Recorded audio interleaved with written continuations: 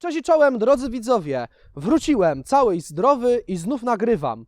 A przed wyjazdem odwiedził mnie kolega Adaś, którego z tego miejsca serdecznie pozdrawiam i umożliwił mi nagranie pewnej mało znanej i nietypowej broni. Praktycznie każdy laik, który zobaczy ten karabinek, to mówi: o, kałach, tylko jakiś dziwny. I nic bardziej mylnego. Dziś opowiem Wam o konstrukcji wyjątkowej, która miała też wyjątkowego pecha, bo została skonstruowana w złym miejscu i złym czasie, żeby mieć szansę w pełni zabłysnąć. Dziś opowiem Wam o samopale wzór 58, czyli podstawowym karabinku szturmowym Armii Czechosłowackiej. Serdecznie zapraszam.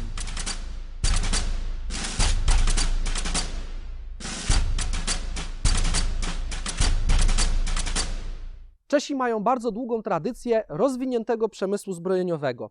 Już w czasach monarchii austro-węgierskiej w ich małym kraju znajdowało się bardzo wiele różnych fabryk i stamtąd też pochodziło wielu zdolnych konstruktorów. W dwudziestoleciu międzywojennym rozwijali tę dziedzinę i produkowali naprawdę wyjątkowe czołgi, samoloty czy karabiny. No jednakże Hitler im ukrócił te zabawy, ich sprzęt zabrał i wykorzystał do własnych celów i dopiero po 1945 roku czeski przemysł i myśl techniczna mogły się odrodzić. Jednakże mimo tych długich tradycji na tym przemyśle zaciskało się długie ramię Moskwy. Rosjanie raczej woleli, żeby wszystkie podporządkowane im kraje używały tego, co oni wymyślili, zaprojektowali i wyprodukowali i chcieli ukrócić jakiekolwiek formy samodzielnego kombinowania, także w takiej dziedzinie jak uzbrojenie. Czesi ekspresowo po 1945 zaczęli nadrabiać to, co stracili w czasie II wojny światowej, kiedy ich kraj był okupowany i okrojony. Bardzo szybko doszli do tego, że karabinem przyszłości, bronią, którą będzie walczył żołnierz, jest karabinek szturmowy na nabój pośredni. Tworzyli 3 zespoły konstruktorskie i w latach 50. rozpoczęła się praca nad własnym czechosłowackim karabinkiem szturmowym. Iri Czermak, który wtedy był gdzieś przed 30, pracował w jednym z tych zespołów, był kierownikiem i ten właśnie zespół opracował najbardziej obiecujące prototypy. Badając m.in. amunicję niemiecką do szturmgewerów i analizując to, co działo się w trakcie II wojny światowej, udało im się opracować własną amunicję pośrednią w kalibrze 7,62 na 45. Były to prace bardzo zaawansowane, mieli nie tylko własny karabinek, ale też własną amunicję, więc można powiedzieć, że stworzyli kompletny system. Gdy nagle w 1956 roku łaskawie Rosjanie poinformowali ich o tym, że oni już od dawna posiadają amunicję pośrednią w kalibrze 7,62 na 39 i w związku z planowaną standaryzacją w ramach Układu Warszawskiego nie życzą sobie takich kombinacji, żeby Czesi tworzyli coś własnego.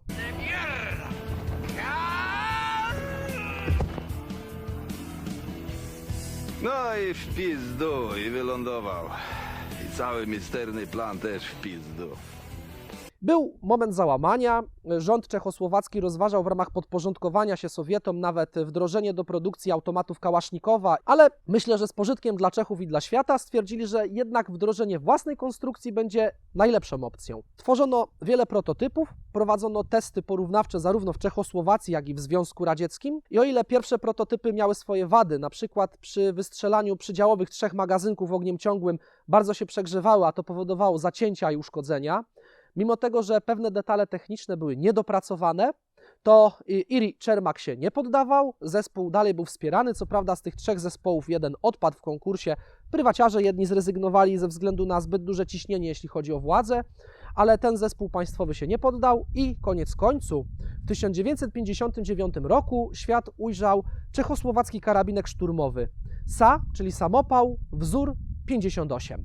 Narodził się karabinek szturmowy, wizualnie bardzo podobny do automatu Kałasznikowa, tak samo strzelający z odprowadzeniem gazów przez boczny otwór w lufie, ale o innej mechanice wewnętrznej i wykonaniu. Broń została dostosowana do sowieckiej amunicji, lecz na tym elementy wspólne z Kałasznikowem się kończą.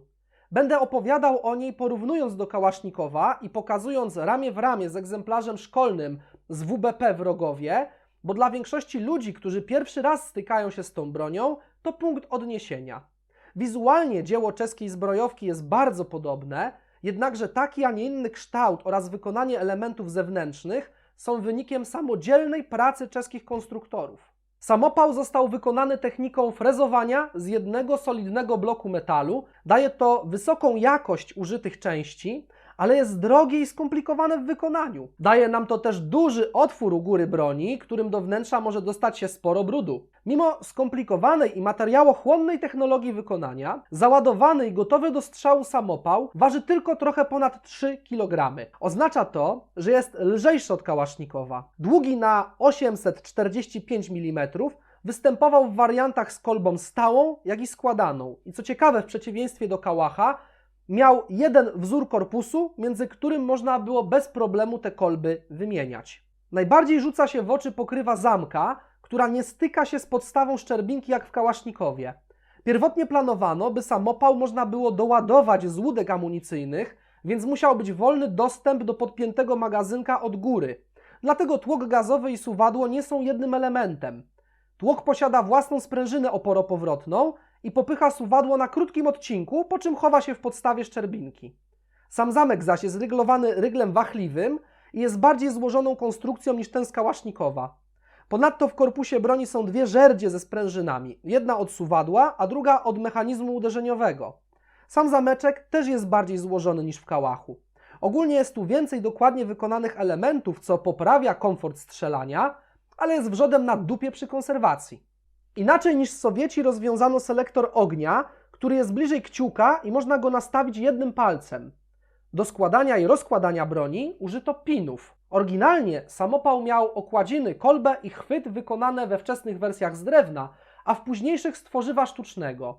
Spotkałem się z wieloma bardzo negatywnymi opiniami na temat owego kompozytu, wyglądającego jak zalaminowany paździerz. Ten tutaj został utaktyczniony, więc problem zniknął. Okładziny, kolba, chwyt pistoletowy oraz tłumik płomienia zostały zmienione na nowocześniejsze. Samopał posiada upierdliwą blokadę magazynka, która obejmuje tylko połowę kabłonka i jest niewygodna w użyciu, bo nie możecie z prawej albo z lewej złapać, a dla osób leworęcznych to istny koszmar. Magazynki zaś, choć łudząco podobne do magazynków systemu kałasznikowa, są niewymienne. Mają aluminiowe obudowy i bardzo ciekawą innowację, która w latach 50. w broni szturmowej wyprzedzała swoją epokę. Otóż z tyłu magazynka razem z podajnikiem do góry idzie mały metalowy dynks, który, gdy wystrzelimy ostatni nabój, blokuje zamek w tylnym położeniu. Nawet po odpięciu pustego magazynka zamek zostaje z tyłu, a zrzuca się go dopiero po podpięciu nowego, pełnego magazynka. Ta ciekawostka najbardziej spodobała mi się w tej broni, ponieważ tego bardzo, ale to bardzo brakuje mi w kałasznikowie.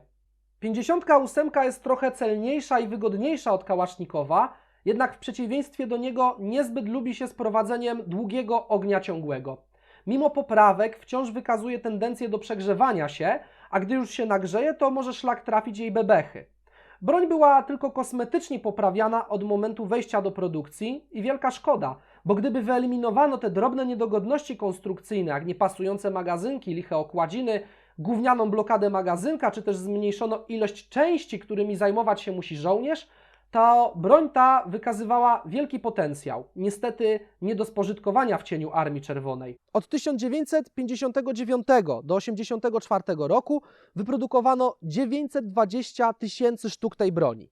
Jednakże nigdy ona nie zdobyła takiej popularności jak jej kuzyn z Rosji, czyli automat kałasznikowa. Było ku temu kilka powodów. Pierwszy, najbardziej oczywisty, no to nakład. Porównajcie sobie niecałe 1 milion czechosłowackich karabinków z ilością kałasznikowów, które wyprodukowała cała reszta świata. Jednakże może i by było ich więcej, gdyby nie pewne drobne różnice, no i oczywiście długie ramię Moskwy, przytłaczający cień wynalazku Michaiła Kałasznikowa, które spowodowały, że ta broń nie zyskała popularności. Armia czechosłowacka, oczywiście jak pozostałe kraje komunistyczne, na rozkaz Sowietów produkowały tę broń nie tylko na sprzedaż, jak przed wojną, ale także, żeby w ramach wsparcia ideologicznego wysyłać je do Azji i Afryki oraz Ameryki Południowej, gdzie na równi z kałachem były używane w trakcie różnych walk, zarówno przez reżimy komunistyczne, jak i czerwoną partyzantkę i innych mniej lub bardziej przypadkowych użytkowników. I wtedy właśnie wyszły główne wady tych karabinków. Przede wszystkim były podobne do automatu Kałasznikowa, ale nie miały z nim dzielonej żadnej,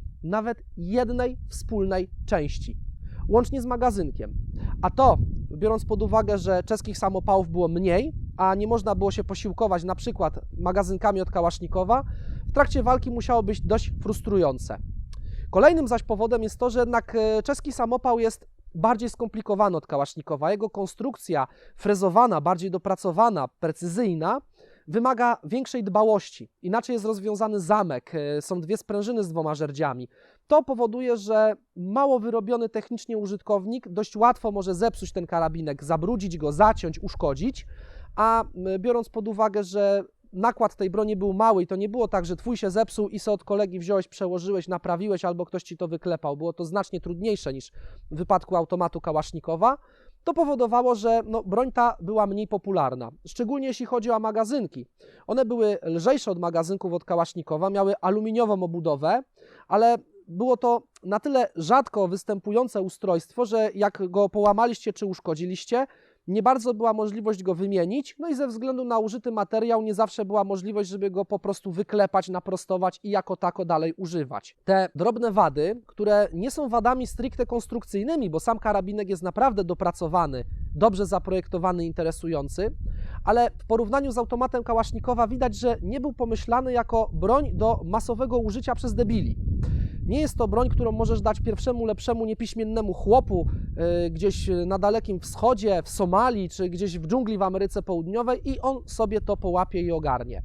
A to, że broń była bardzo wizualnie podobna do automatu kałasznikowa, jeśli chodzi o jej popularność, bardziej szkodziła niż pomagała. A szkoda, bo jeśli weźmiemy pod uwagę wysoką jakość wykonania, różne ciekawe rozwiązania, o których opowiadałem i przypomnijcie sobie, to lata 50. Kałasznikow dopiero wchodzi, Amerykanie dopiero pracują nad własnym karabinkiem na amunicję pośrednią.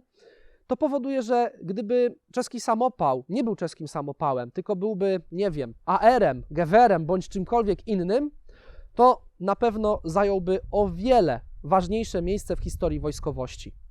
Ale i dziś, mimo upływu lat, czasem można je spotkać, bo o ile Czesi w latach 90. opracowali następną generację, następcę SA wzór 58, z braku funduszy nie wdrożyli go do produkcji. Dopiero w połowie, w okolicach 2005 albo 2007 roku zaczęły wchodzić nowe karabinki do czeskiej armii. Słowacja dalej ich używa i Czesi swoje karabinki na przykład w ostatnich latach przekazali Kurdom w Syrii i w Iraku po to, żeby mieli z czego strzelać do ISIS. Także te karabinki dalej są używane, jednakże jak już wspomniałem, ze względu na większą precyzję wykonania, a przez to mniejszą tolerancję na głupotę użytkownika, większe skomplikowanie i zdecydowanie mniejszy nakład, co powoduje, że rzadko występują, są mniej popularne wśród żołnierzy, no bo jednak jak strzelacie do terrorystów, zwykły kołach wam wystarczy.